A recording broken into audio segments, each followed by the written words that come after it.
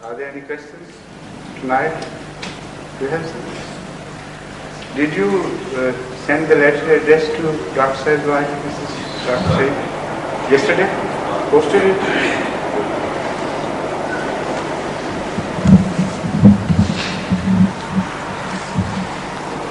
Huzur, from parts of Holy Quran, it would appear that Shaheed is given life immediately and he is given provision from Allah.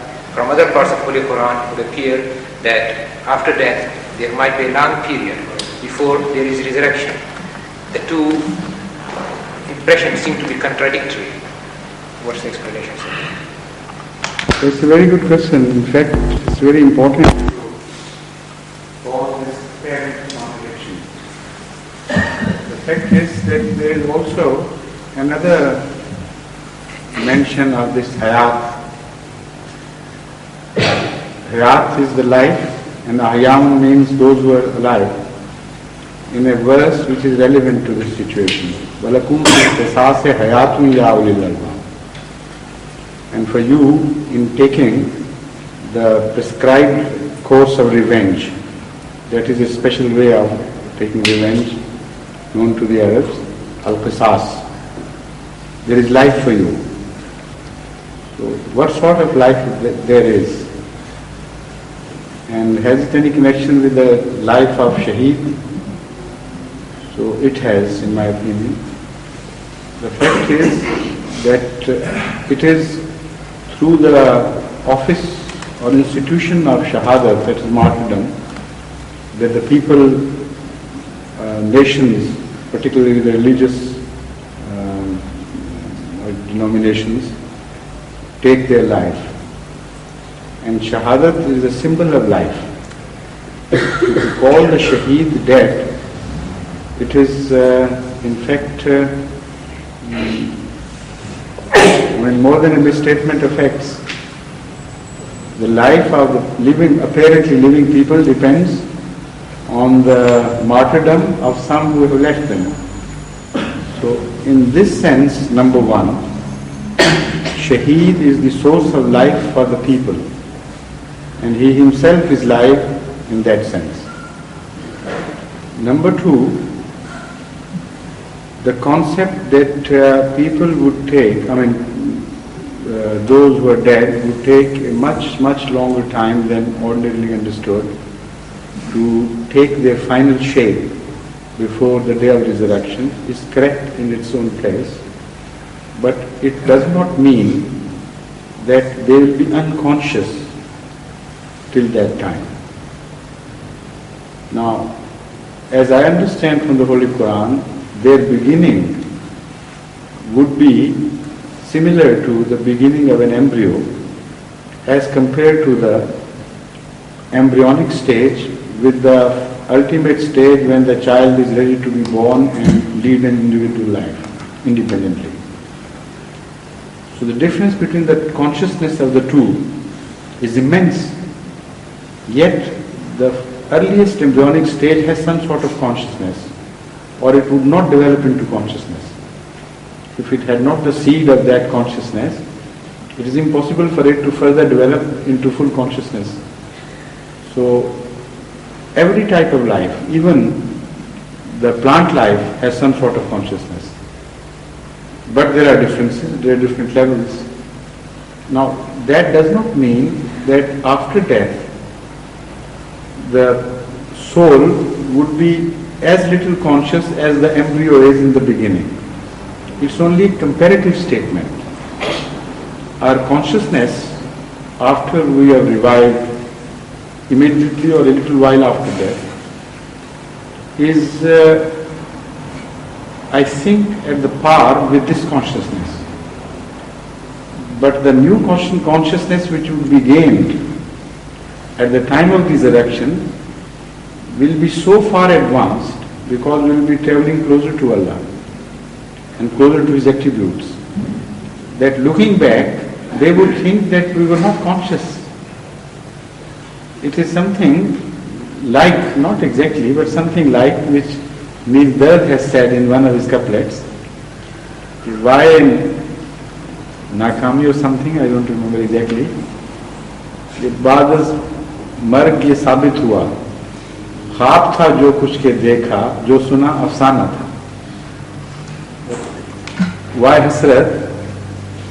Oh, I mean, woe to us that it was only after death that we came to realize that it was only a dream that we were living, or a tale that we passed through. So, consciousness has various standards, comparative levels. Each higher level looks down at the lower level as if it is not conscious at all. For instance, when people are cruel to animals, in fact, it's not necessary that they are being really cruel. They don't know that they also have some sort of consciousness and some realization of pain and happiness while they do. And when the lower animals, as compared to us, the vertebrates, eat insect, they eat them as if they're just dead things. They do not mean anything to them. While treating each other, fondling with each other, or trying to hurt each other, they fully realize that we are conscious beings and we understand each other and we know what's happening to us or what we are causing to others. So within their own level, consciousness moves in a plane. But when you look at it from different levels, it either disappears or gains too much in importance than it deserves. Exactly this is our case. When we look down, we acquire too much of an importance unnecessarily as being a very conscious and advanced thing in the stage of development. But when we will gain that consciousness which is mentioned in the Holy Quran, then we will look down at our own selves. So the difference would be as much as there is between an embryonic stage and the first born child. So from our point of view, the people who are dead are not that dead. Only they look dead because they will be given a life much more advanced. In comparison to that life, they are dead. So the Holy Quran is not inconsistent when it tells us of a very great difference between the life after death immediately and life after death after a very, very long time. So that is called Zamana-e-Qadr, or the intermediary period in which the Holy Quran, Rasul Akram Sallallahu Alaihi Wasallam has very clearly demonstrated to us that there would be good souls to whom windows from heaven would be opened much before the time of resurrection.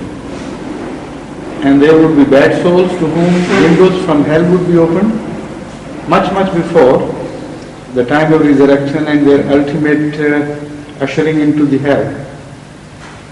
So if they are not conscious, if they are as dead as some people conceive, then it's impossible for any window to be opened and to serve any purpose.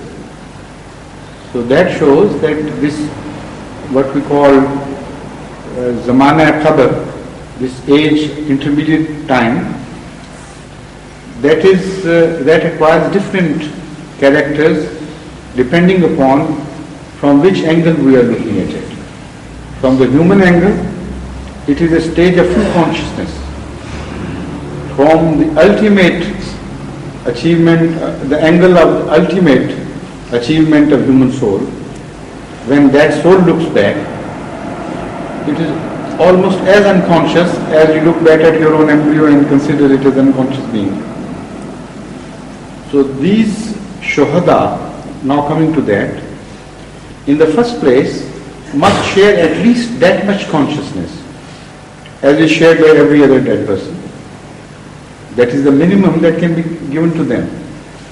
But when Allah says, Ahayam walakin la tashurun, they are live and you do not understand. you cannot understand, that means a very special treatment will be meted out to them. Apart from the ordinary consciousness, they will be given some special realization that they are alive and they never died. That is a very special treatment by Allah to show them that in the cause of Allah one never dies. Although other deaths are also alive in a manner, but they will be given some special favorable treatment. Like some children are born very cleverly, in a very clever state of mind. They look tuk-tuk, as we call in Urdu, right and left, and they appear to be very bright. And some babies are very dull. So they are the bright babies, the martyrs in fact. And the tradition also bears witness to this, that immediately after the martyrdom of some, Allah told Hazrat Sallallahu Alaihi Wasallam that this was what passed between him and me. So if our influence was wrong, then how could it happen?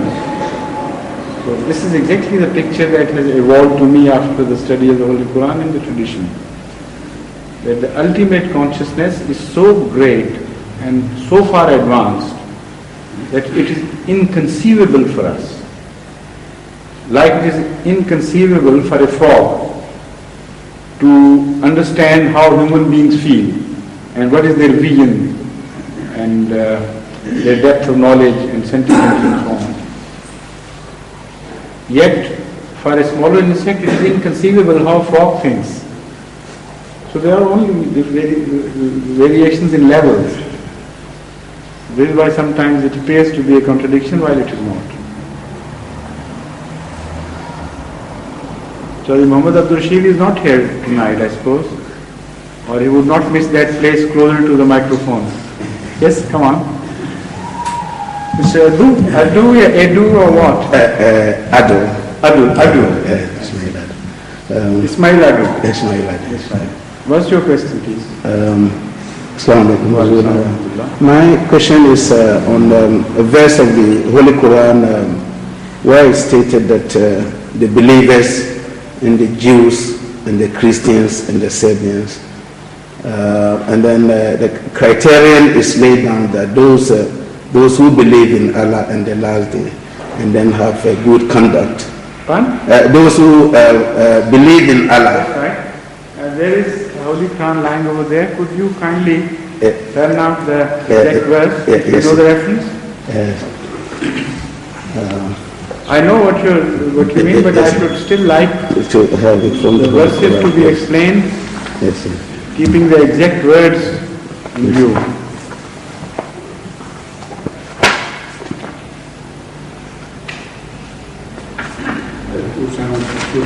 It's 63. Bismillahirrahmanirrahim. Say that surely the believers and the Jews and the Christians and the Serbians, whichever party from among these truly believe in Allah and the last day and does good deeds, shall have their reward with their Lord, and no fear shall come upon them, nor shall they grieve. If you please, I do understand the verse, but the criterion that is laid down, another verse of the Holy Quran, I see some contradiction. Islam. Is that the verse you are referring to? Islam. I'm referring to that, and then in addition also, there's another verse in Surah An-Nisa where it says that those who make distinction between the prophets. No, it's not that. It is, I think you refer to لا نفرق بين أحد من رسله. Yes. وقالوا سمعنا وأطعنا. Is that the verse? Yes. Yes, that's right. Yes. Now, so that I see that some Christians do not believe, for instance, in the Holy Prophet Muhammad sallallahu alaihi wasallam. so that they make distinction between the prophets. But here they are also mentioned as that they will have. I understand the point, please. Yes. Could you hand over to me? Yes. The Holy Quran. In fact, I have answered these questions quite a few times before. Even here in London, I think more than once I answered this question. But it's a very important question for the West, particularly. That's right. Please sit down.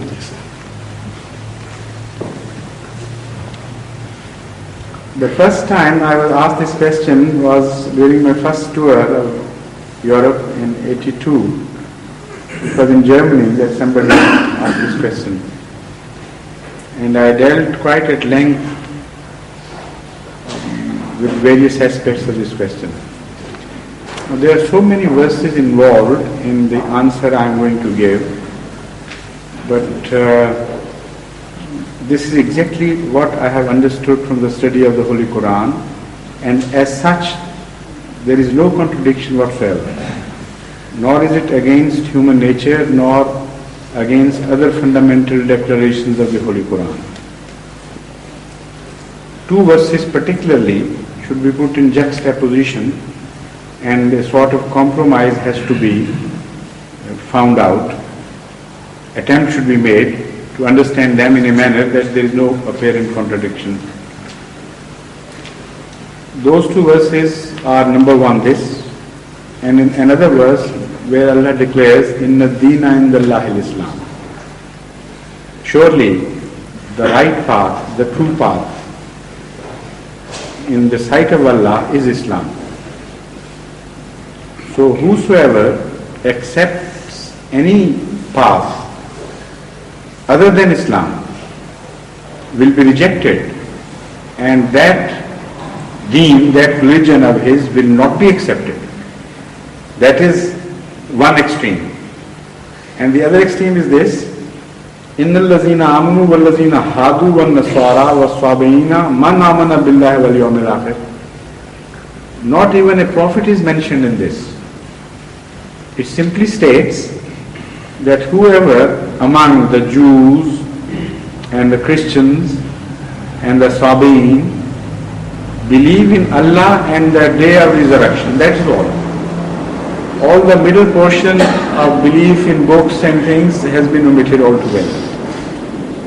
But one thing is added, وَعَمِلَ صَالِحًا,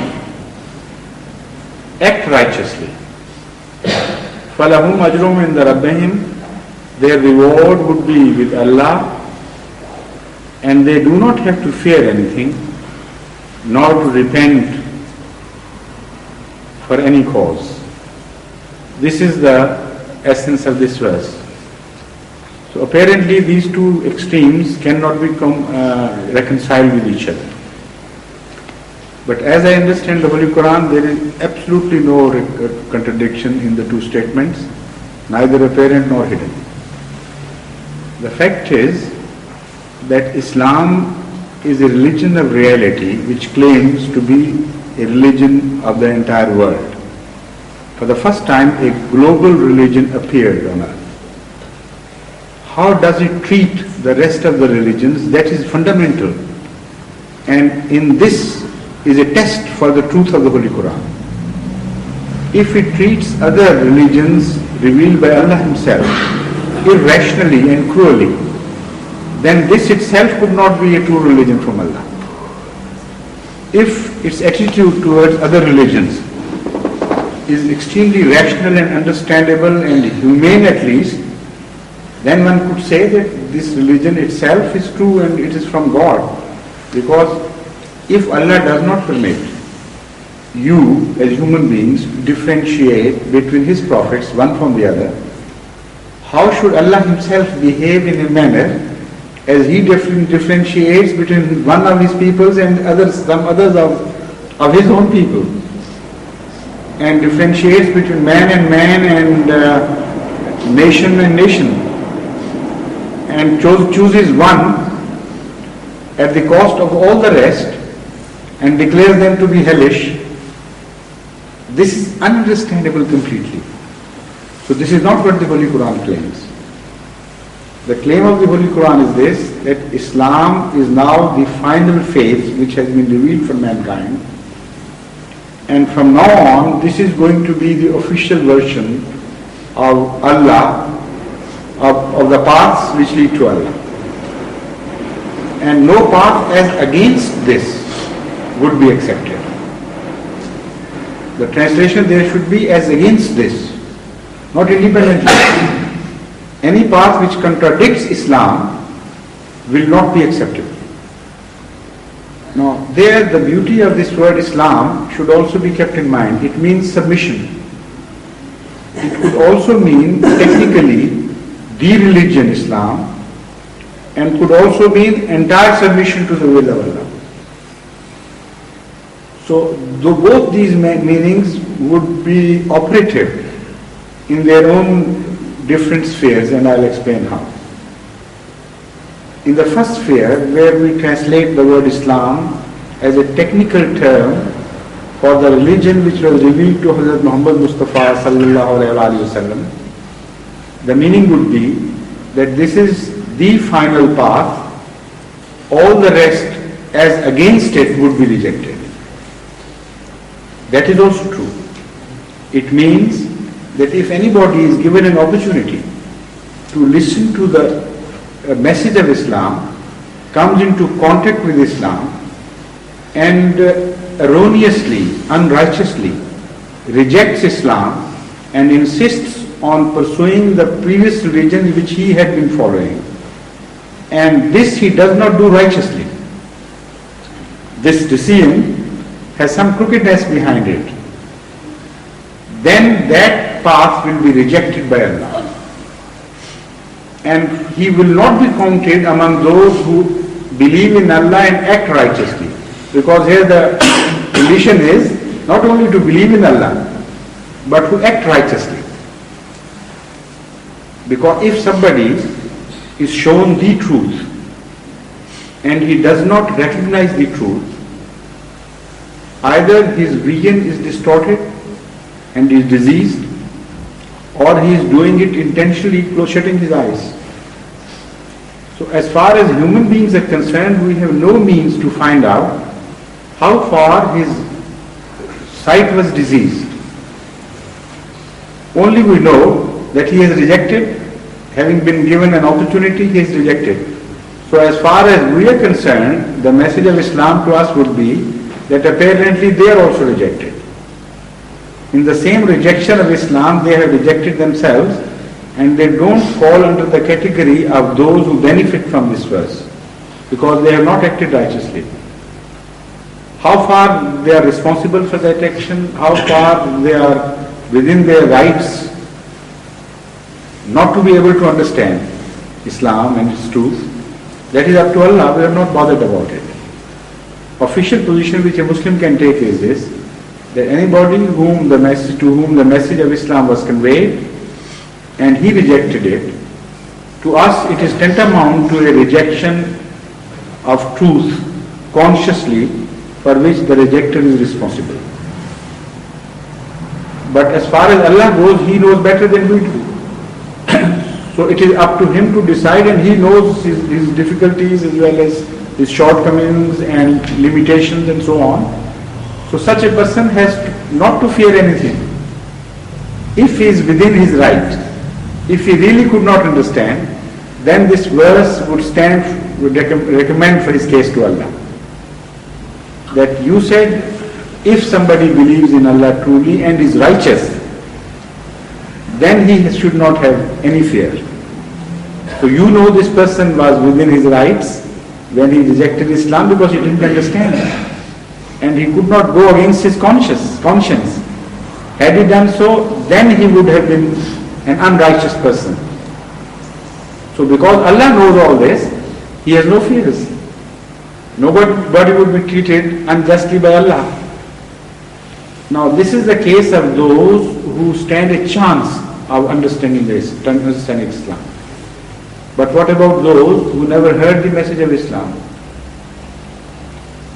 Will that verse which I mentioned in the second place, that no faith except Islam will be accepted, would be extended to those people born in the center of Congo, for instance, those pygmies who have never heard of anything beyond what they were born with.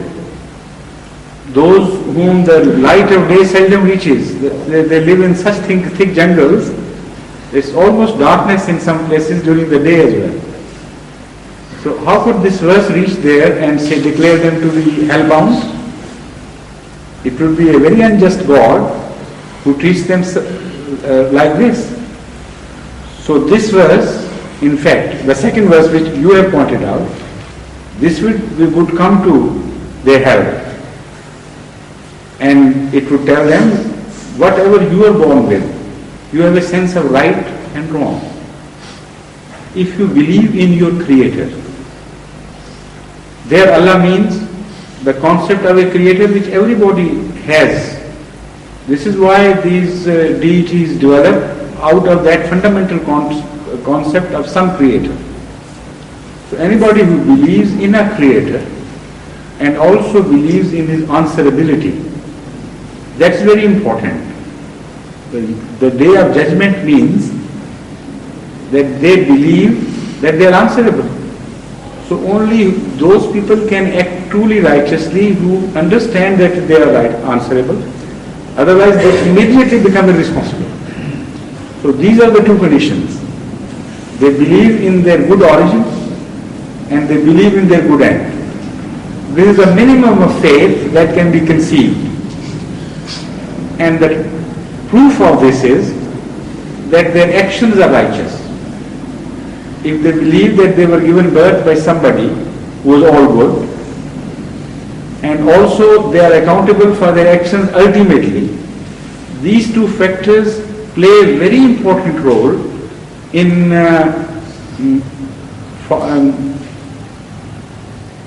making somebody good in his actions and making somebody behave responsibly to his fellow beings.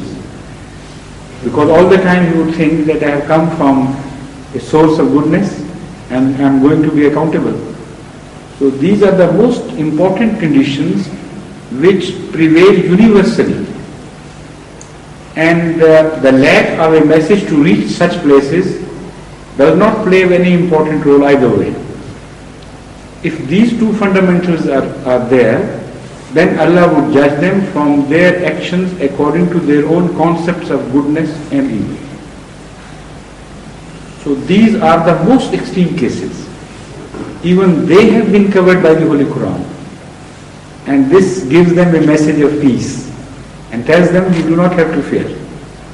The final religion has come not to declare death and ruin of the rest of the mankind, but it's a message of light which treats every human being equitably and justly.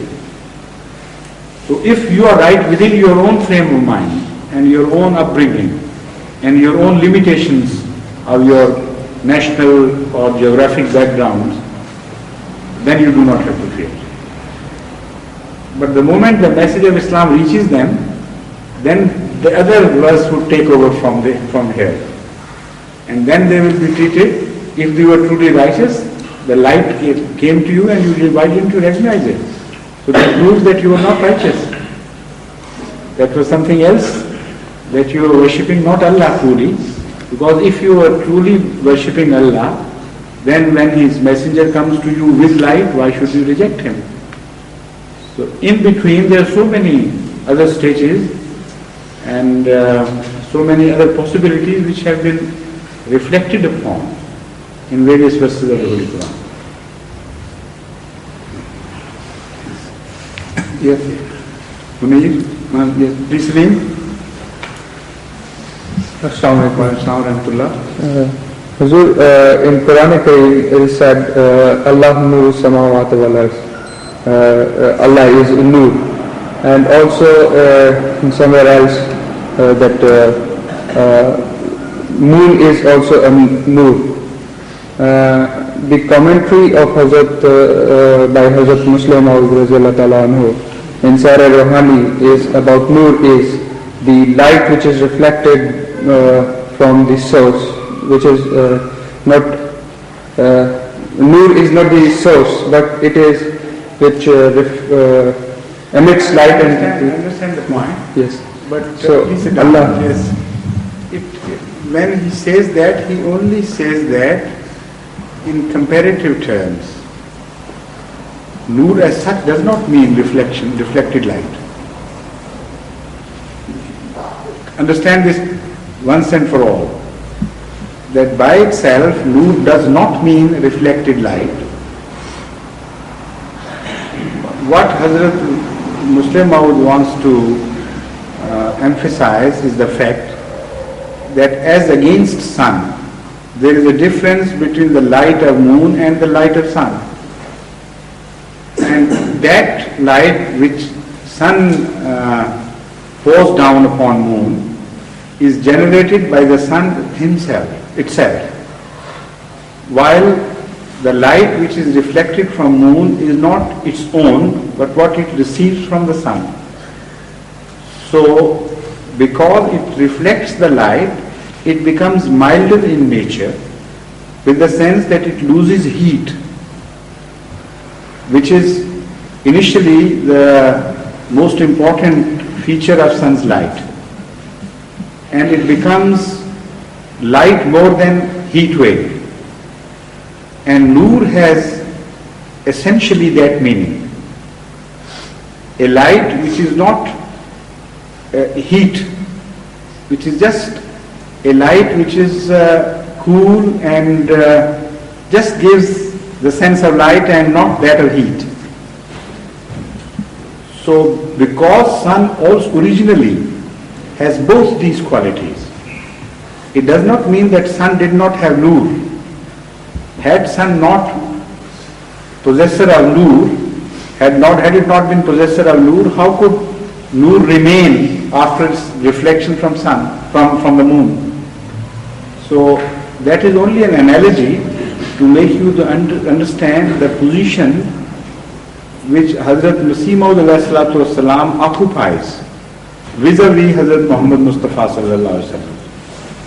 Ahazur sallallahu alaihi wasallam is the original source of light, which has both these characteristics prominent to light, that is heat and cool light. And this is the difference, this is also the meaning of Jalal and Jamal.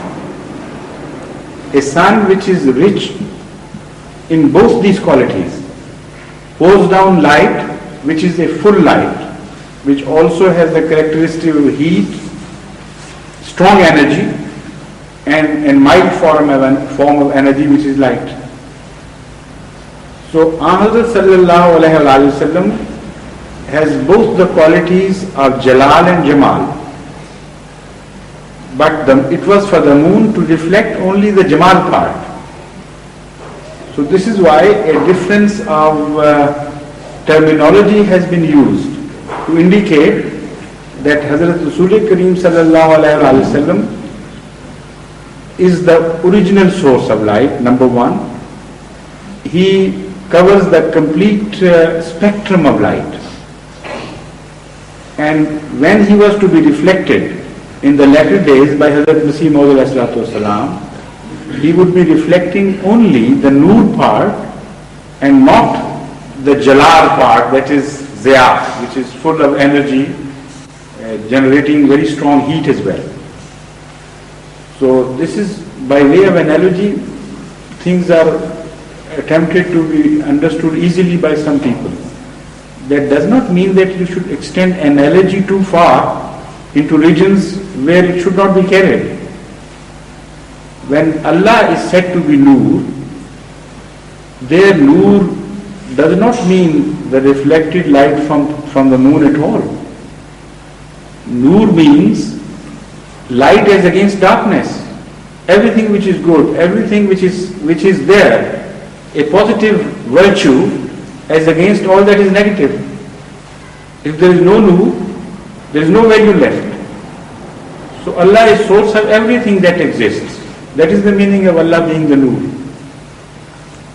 It doesn't mean that He is a Nur in the sense that the moon reflects the light of Muhammad sallallahu alaihi wasallam.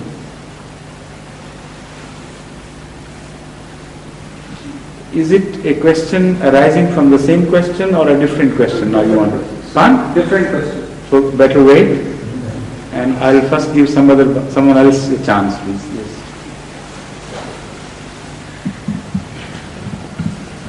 Assalamu alaikum. We have just received a letter from Maulana Mushri Sahib Amini, Qadna. Yes. He sent his Islam to his husband, and he shall be leaving India for Leave that. tomorrow. Yes, please. So, Now, Dr. Saeed, I should like first to answer some small questions received by me. Was it through your wife or did Alia send them directly to me? Alia sent them directly to me. Questions asked by her little son Siraj, the nephew of Mrs. Dr. Dawood, whose father died a few months ago. Was it a few months or a year ago? About a year. Dr. Moinul Haq Khan. Yes. When did he die? February. February this year, right. So they were deeply shocked, the children were, and many questions started agitating them about the philosophy of life and death and so on. So the questions he's been asking the mother, she wrote to me, but unfortunately they belong to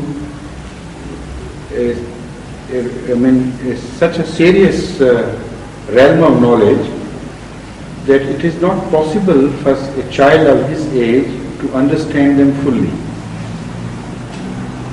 Yet I have tried to explain the same questions quite at some length here in London as well as in earlier question and answer sessions.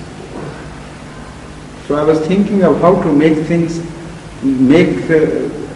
him understand the things, because it's very difficult to speak to a child on a subject which is perhaps beyond his reach, but still if it agitates his mind, we must attempt to pacify that agitated mind. So the first question is, why should my father have died of all the people? That he says, I can't understand, as if God has been unjust. That is the implication of this question.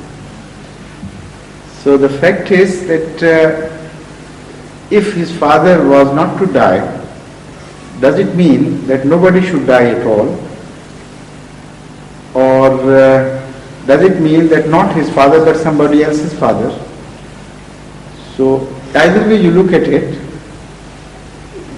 it does not satisfy one's mind.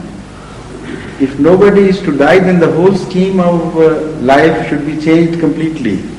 There should be no death. Death is bad, while in fact death is good.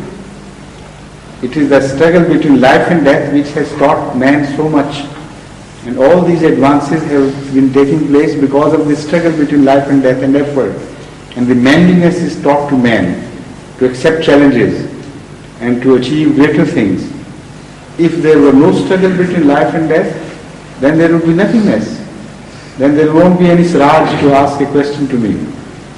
Because that Siraj would be an amoeba which will have no mind to even conceive such questions. The whole progress which has taken place is because of this struggle between life and death. So you cannot do away with death anyway. It's impossible. So if you can't do away, then whose father? This is the question. So Allah is very fair about that. Allah has laid down certain rules and regulations in this fight. When the armies move against other armies, there are certain rules of battle which are followed by both. And some people, some soldiers give up their life in that course of struggle. So would a boy of a murdered father, or father killed in the battle, have the right to ask this question? Why it was, for instance, it was the British government who sent their troops to the Falkland Island. Some people lost their lives. So did every boy whose father was killed had a right to ask the British government, why it was my father who got killed, why not another body's father, and why have you been so unjust to my father? So it would be as unreasonable a question to put to God as it would be unreasonable to put to the British government, because the rules are laid down for this battle between life and death. And man is initially responsible for maintaining his own health to some degree. But he is also affected by his parents, as his parents were also affected by their parents, and the environments and things. All these are the factors playing very subtle role in the final outcome of this struggle between life and death. And somebody must die somewhere. And it does not mean that God is being unjust to that particular person. Because if you shift the death from there to some other person, then again the question would arise why God chose that person. So in a situation where you cannot do away with the scheme, some few people have to suffer for the sake of the rest. And one should accept that with good grace. The second part of the question is that does Allah hate us for this? Why? So that part is answered already. God does not hate you for that. Because Allah did not want him to be killed for any obvious sin of his. It was just a general plan in which he fell before many others, and everybody is ultimately to fall. And one should also understand that this scheme of things is not the permanent scheme. It is a transient phase, and only the religious people have that satisfaction. But I'll come to that when he enters the realm of religions later on. He goes on asking other questions. So he tells us, and next he wants to ask, why is it that I know certain people A, B, C and D who do not believe in God, and they enjoy happier circumstances than we do. For instance, their parents are alive and they have better health, they have enjoyed more wealth. So from every angle, as a child can see, Siraj thought they were better off. Godless people were better off, and the godly people were worse off. So why to remain godly at all? So the question is that it is drawing wrong inferences from situations. If it were a rule that every godly person should be worse off and every ungodly person should be better off, then the questions would arise which would be different. Why so? Is it a God which punishes those who believe in him, or is it something else which is working behind it? Or the attitude of godly people is so negative in the world that ultimately they come off poorer in the bargain. That is also a question which is valid, but not this question, because in fact that division is not as seen by Siraj. It is an unreal division made by him because his simple childish mind could not conceive of the real things. He was too deeply involved emotionally, so he thought so. Ungodly people, compared man to man with religious godly people, are much worse off as compared to the godly people. But there are some among them who suffer, and there are other rules and regulations which are operative, which have nothing to do either with the belief in God or the otherwise. Those rules have been laid down in the Holy Quran as natural laws. They treat mankind alike as such. And whether they believe or do not believe, their enjoyment of health or wealth and things, it has nothing to do with these things. They also suffer from calamities. They also suffer loss of health and wealth and dear ones. they also gain things and lose things. So these are the general rules operative both in the religious and non-religious world. So this hard and fast line drawn between the two regions is not a factual line, it is just an imaginary line.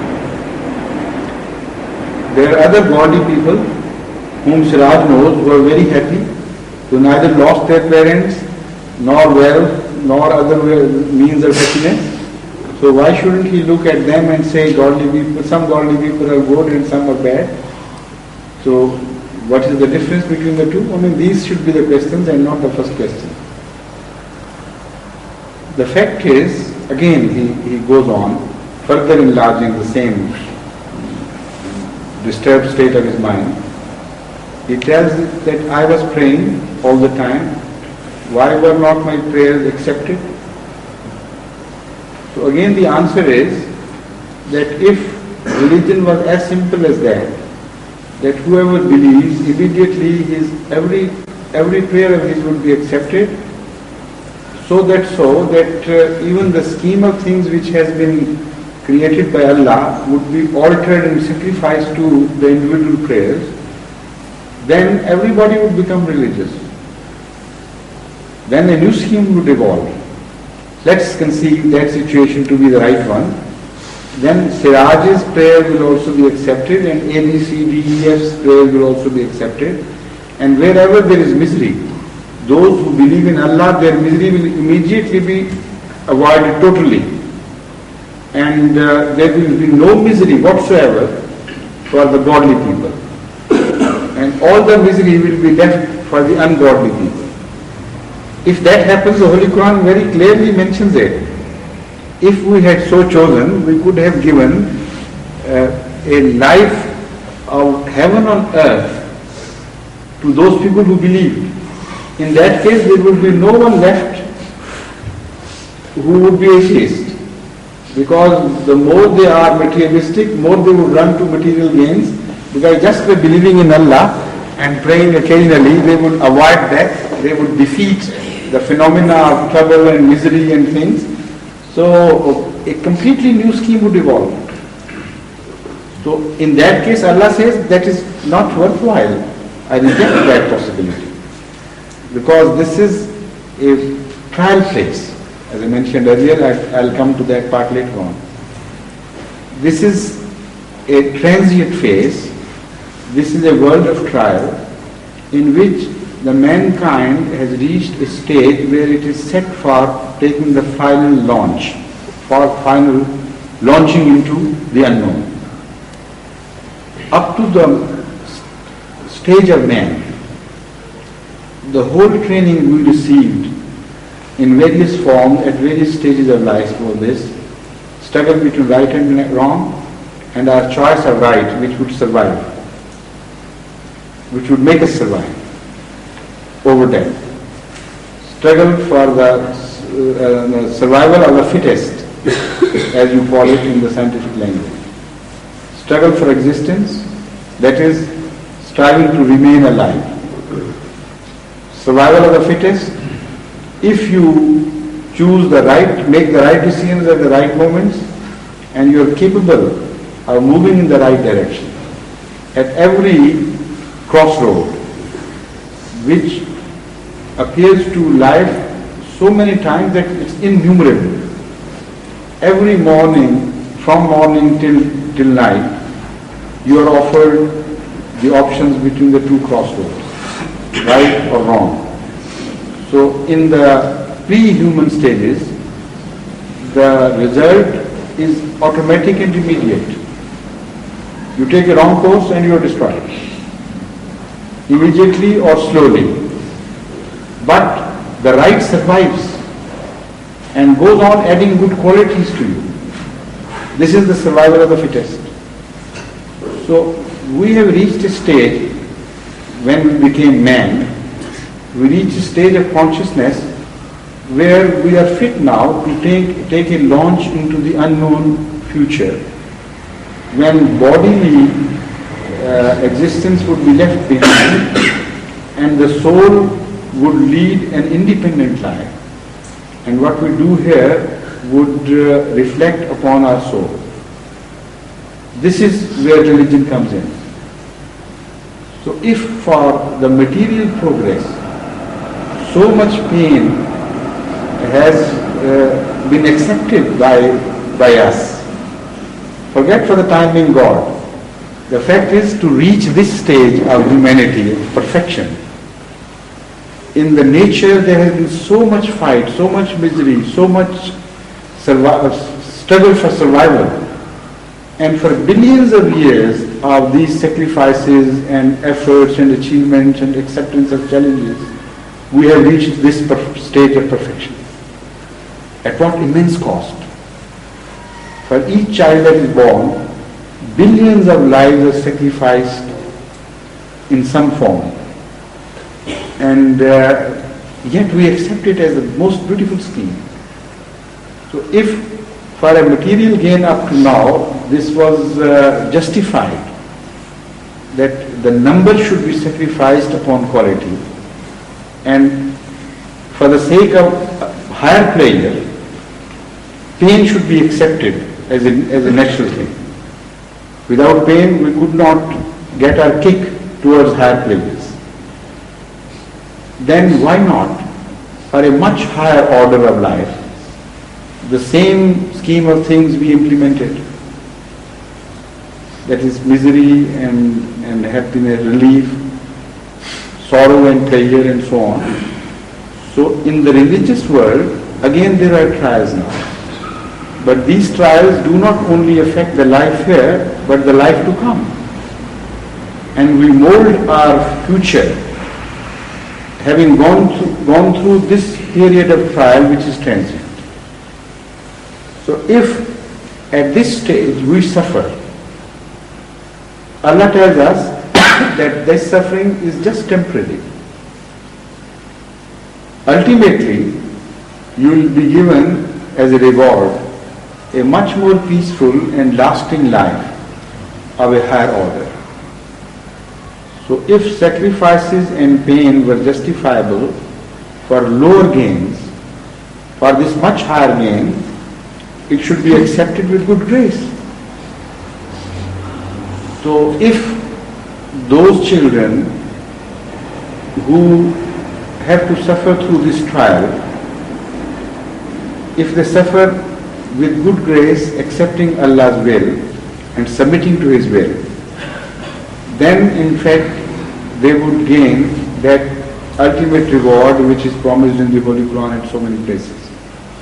That for this short, small, transient phase of suffering you will be rewarded so amply and endlessly that you will yourself think that we didn't deserve this reward.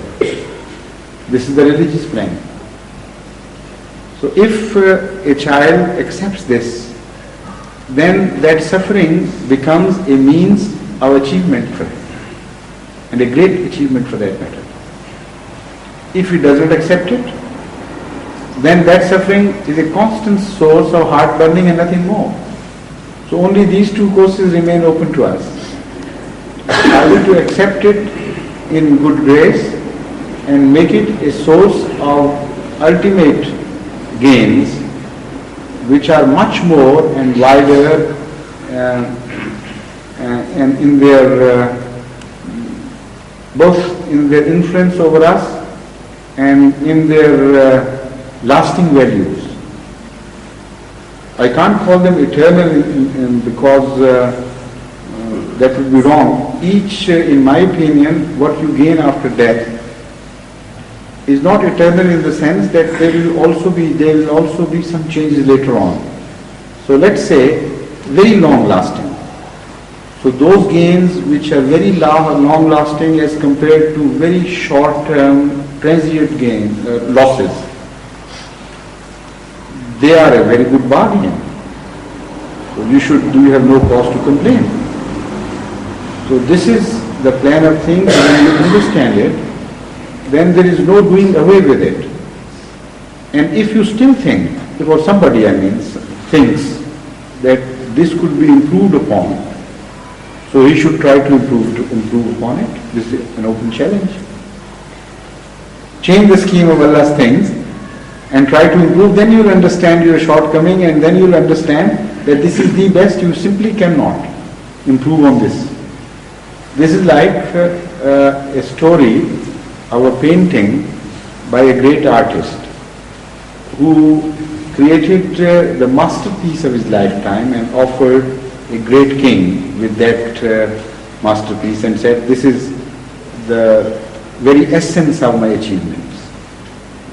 So the king was very happy to receive, and he praised, it's really a beautiful, masterly piece of art. So some jealous person said, no, O king, this is wrong here. It could have been improved upon here and there. There were so many defects there. So this man who was the artist, he said, O king, I tell you, the best test is that hang it on the gates of the city and put a note below that whoever thinks there is some defect, he should try to improve it. Then see what happens. So what happened to that was, it became irrecognizable.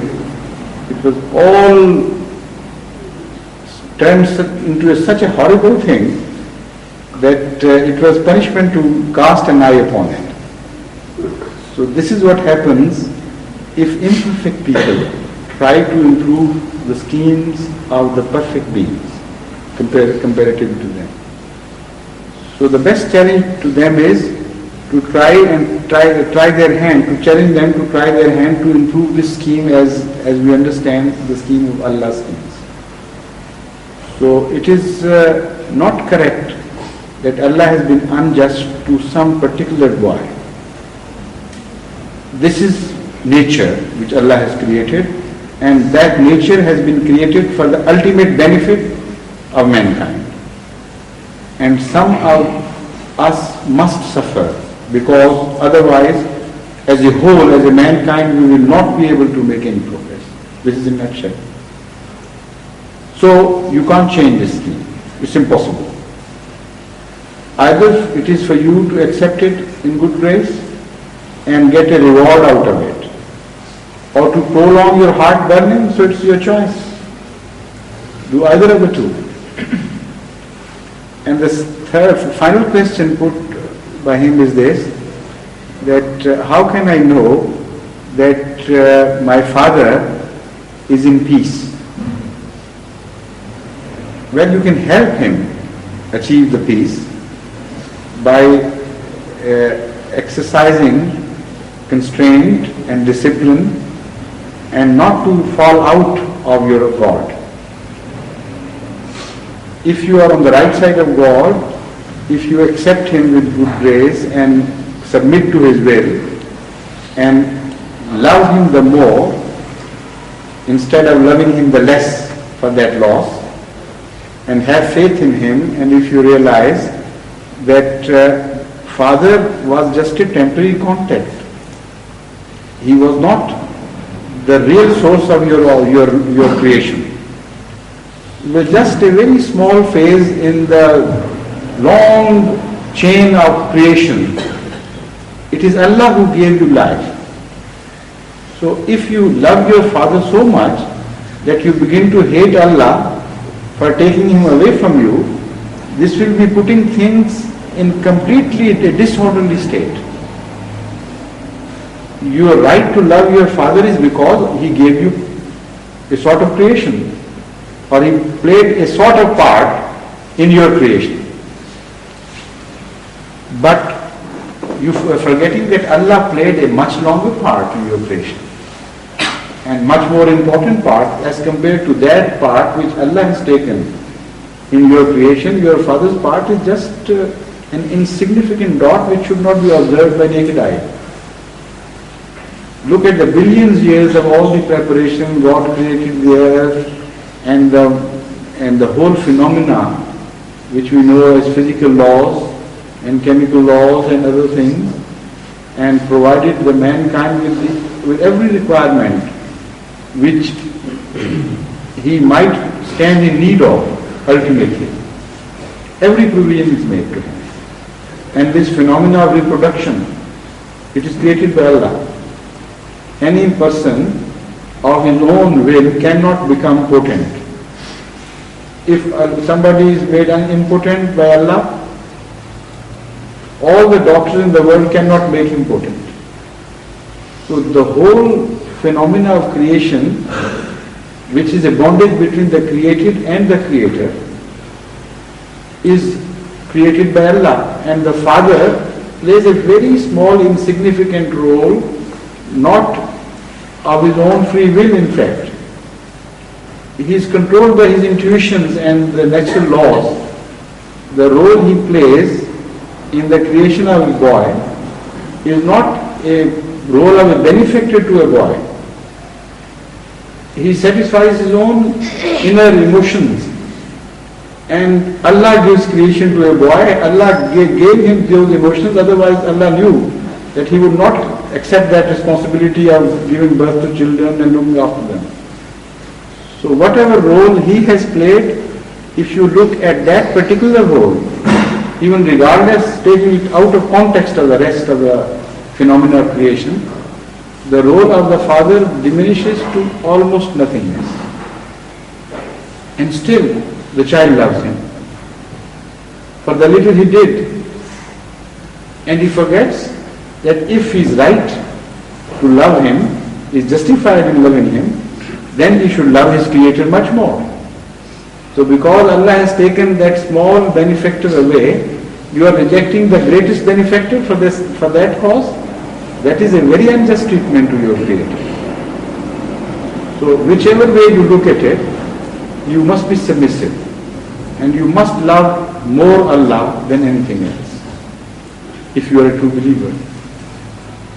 So this is why when Hazrat Masih Maud son Mubarak Ahmad was taken away, and he was a child who was extremely loved by Masih Maud, at his death he said, बुलाने वाला है सबसे प्यारा, उसी पे है दिल तो जान फिदा कर. मुबारक अहमद was जो पाक शक्ल और पाक खून था, जिगर का टुकड़ा मुबारक अहमद जो पाक शक्ल और पाक खून था, वो आज हमसे जुदा हुआ है हमारे दिल को हजीम बनाकर. What's the third verse? बरस थे 4 और कुछ महीने कि जब खुदा ने उसे बुलाया. बुलाने वाला है सबसे प्यारा, उसी पे ऐ दिल तू जान फिदा कर. So of course he was a lovely child, 4 years and some months. He was most beautiful and to look at, and within his nature he was also most attractive. Yet that being which has called him, he is much more beloved of me. O heart, offer everything to him, not to this boy which has left. This is the true spirit of religion.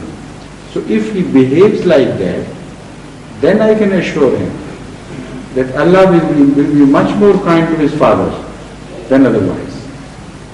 Because this is a message given to us by Ahmad sallallahu alayhi wa sallam, that such mothers who wail upon their lost children and show impatience, their children there are not at rest.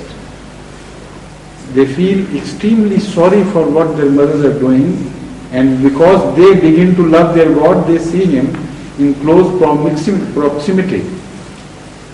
With the result, their consciousness level is raised, and they feel very restless if they know that those whom we have left behind, they are misbehaving to our Lord. So one way of doing service to your departed father's soul is to behaving correctly to your Lord yourself, and pray to him that Allah give him rest. Now, the last part of this question is, how do we know whether he is in rest or not? First of all, it was, will Allah treat him kindly? So of that we don't know much, but we know our God is very kind. In general we know and we expect kindness at his hands. But you can also help, and this is the way you can help your father. And this is what I'm telling him. The lastly, he said, how do we know what is happening to him? You can't know directly. Nobody can. Only through Allah. So if you are on good terms again with Allah, then He will let you know, otherwise not. So please improve your relationship with your Lord and then pray to Him and expect that He would tell you. And sometimes He shows vision so clear that if somebody has, as if somebody had seen a live phenomena, not a vision.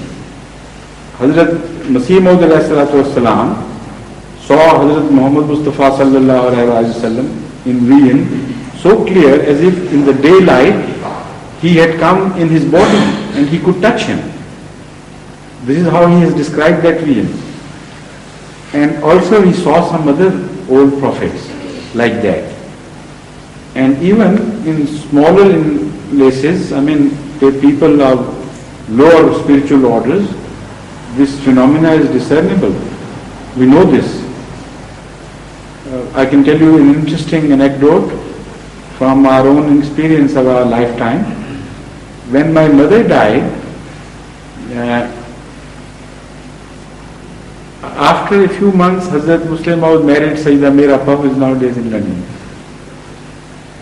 Because the children she had left were too small, they needed to be cared. And Hazrat Sahib did not want them to be taken care of by other mothers. Because he thought that my departed mother should not have liked that. So he married among our maternal family. She is a cousin of mine, Sayyida Mirapa, who was married particularly for this purpose. So anyway, the day when this appeared in Al-Fazl, on that day, Hazrat Mir Muhammad Ismail Sahib, whose wife, mother of Sayyida Choti Appa, Sayyida Mateen, she was taking bath and she had no idea what had happened and what had come in the Al-Fazl.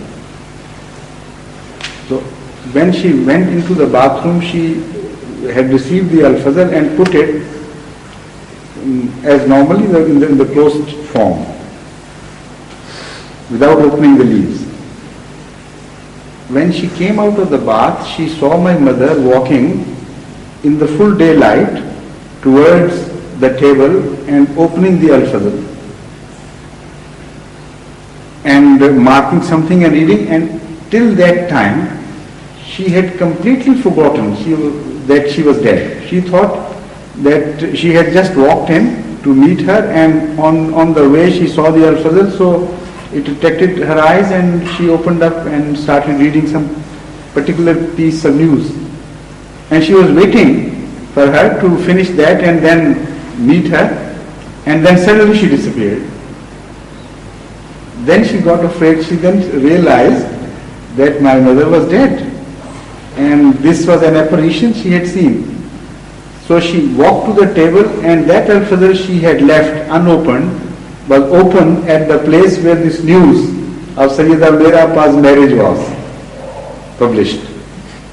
And she was looking at that particular spot she had noted. Now such visions take place. This was not a real thing. It was simply a vision, but very clear vision. These visions are shown to human beings to first of all make them believe that there is a God and He can move things and bring about things. So that Al-Fazl was not opened by a soul. It was opened at Allah's will, just to give evidence of His own existence. Secondly, through that, it gives the evidence that the departed souls are alive and they are sometimes kept in touch with what is happening in this world by Allah. So these visions are shown to those who are godly, but sometimes, as a rare phenomena, they are also shown to the ungodly people. Allah sprinkles the existence of evidence of His existence here and there. Occasionally, even among the atheists, such visions are seen. but much more so among the religious people. And among the religious people, when these visions are shown, there are also signs of Allah's closeness and nearness and His love. But in the irreligious world, when they are shown, they are just impersonal manifestations and nothing more. So I advise this young boy Siraj to come closer to his God rather than go away from Him. And that is the only means to reach his father through his Allah. And Allah can show him dreams, very clear dreams, and Allah can give signs in those dreams for him to realize that they are not just psychological phenomena, but they are a real message from Allah. So through that, every child can reach his father. Yes, please.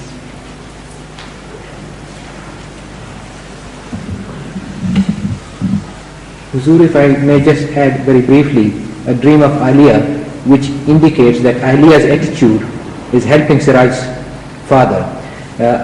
Aliyah saw quite a while ago a dream that there was a palatial building and she went in, and then when she went to the first floor, she saw Muin. She what? She saw Muin, her husband, but he was like a baby, and she felt that she was very pleased to see him as if she was like a mother, but also she knew he was Muin and her husband, and she was looking after him and caring for him. And I think it's obvious. Oh, yes, I understand. All right, I think we're already getting late for the prayer. So, Azan please.